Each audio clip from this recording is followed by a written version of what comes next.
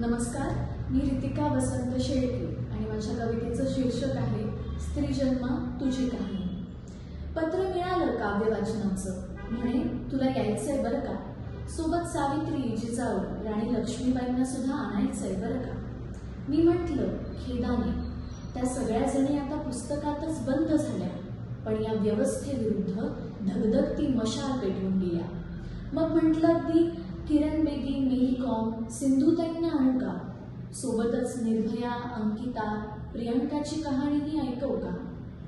ही कहाणी नाही आजकालची पुण्या ऐकीची, ही कहाणी स्वातंत्र्याची, संघर्षाची, ही कहाणी गलिच्छ दलदलीत अडकलेल्या प्रत्येकीची, ही कहाणी तिथेच कमळ हो पाहणाऱ्या माझ्यासारख्या अनेकींची। हा समाज एकीकडे तिला मंदिरात पूजतो आणि दुसरीकडे तिलाच म्हणतो कसं, गालातच हसायचं, मापातच बसायचं, कपड्यांची उंची एवढीच हवी, विचारांची उंची ही वाढायला नको, पोरी तुझं पाऊल उमऱ्याच्या बाहेर पडायला नको।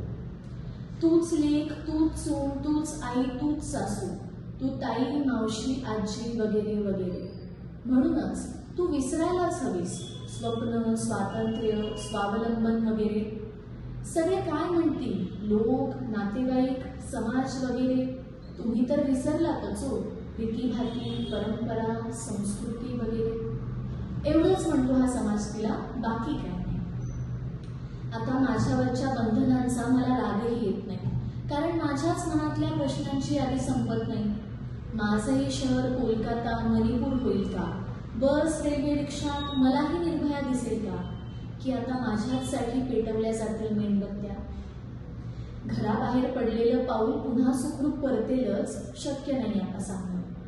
घराबाहेर पडलेलं पाऊल पुन्हा सुखरूप परतेलच शक्य नाही आता सांगणं। होकार, नकार, माझं काहीच असू नये त्यावर म्हणणं। होकार, नकार, माझं काहीच असू नये त्यावर म्हणणं, नाहीतर राख होतील अंकितासारखीच माझीही स्वप्न। छोटीशी चिमुकलीही गलिच्छ नजरांमधून सुटत नाही, हजारो मोर्चे, लाखो मेणबत्त्या, बदल काही घडत नाही, आणि अशी लोकशाही मला काही पटत नाही। आम्हाला हवंय काय वर्चस्व, छे छे, ती तुम्ही केलेली व्याख्या स्त्रीवादाची। आम्ही मागतो फक्त समानता, न्याय, हक्क आणि स्वातंत्र्याची। मला विश्वास आहे बदलेल सगळं, सुधारतील तुमच्या नजरा। बदलावं लागेल, सुधारावं लागेल, कारण मी ही सावित्रीची लेक, लढेन मोडेन पण झुकणार नाही, अन्यायासमोर मान माझी वाकणार नाही। मला आता दिवा, पणती, वाद काही नको, मी सूर्य होईन आणि उजळावं लागेल माझ्याच प्रकाशाने या विश्वाला, जो खेटेल माझ्या संघर्षाच्या आगीत पेटावं लागेल त्याला। आता सूर्य पुल्लिंगी म्हणून जो हसला असेल माझ्या अपराधांच्या यादीत, तो पहिला असेल, कारण लिंग, धर्म, वर्णभेद ही चौकटच मला मान्य नाही। अहो पुण्यात चौकटीत बसावी, बाई एवढी लहान नाही।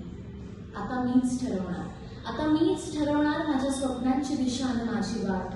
मुक्त, स्वच्छंदी, निर्भीड जगायचंय मला, द्याल ना माझी साथ। माहीत नाही हात किती असतील सोबतीला, पण प्रेमाचाच रंग आणि संघर्षाचाच गंध चढवावा लागेल माझ्या या स्त्री जन्माला, धन्यवाद।